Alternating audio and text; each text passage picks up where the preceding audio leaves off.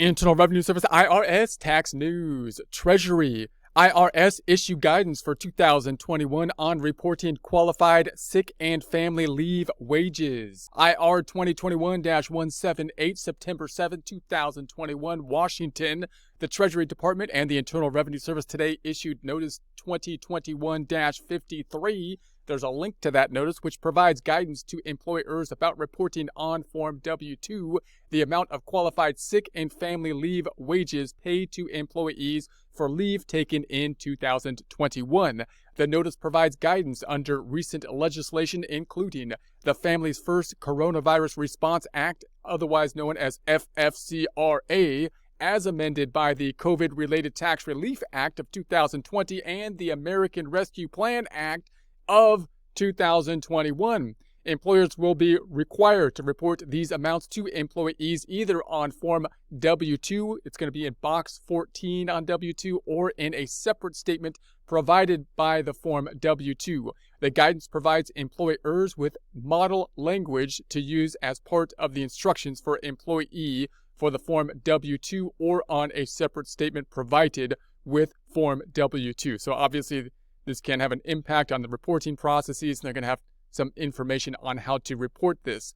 So the wage amount that the notice requires employers to report on Form W-2 will provide employees who are also self-employed with the information necessary to determine the amount of any sick and family leave equivalent credits they may claim on their self-employed capacities. So notice if you're self-employed, they're trying to have the similar kind of benefits that would be involved for an employer if you're talking about wage-related items and payroll taxes related to it, because if you're self-employed, you're basically being treated as if you're an employee of yourself, at least with regards to, in essence, payroll taxes, or in essence, the Social Security and Medicare. In other words, if you are an employee, you're paying just your component of the Social Security and Medicare. The employer is also paying their half of it. If you're self-employed, you're paying self-employment taxes, which is going to include, in essence, both kind of sides,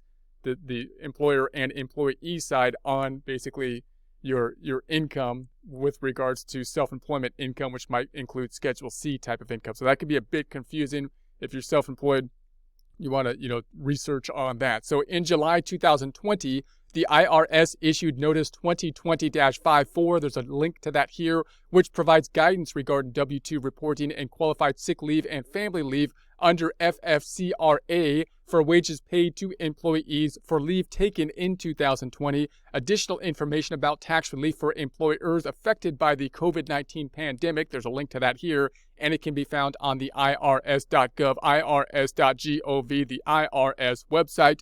There's links to this information here for further research about it, and there'll be a link to this in the description.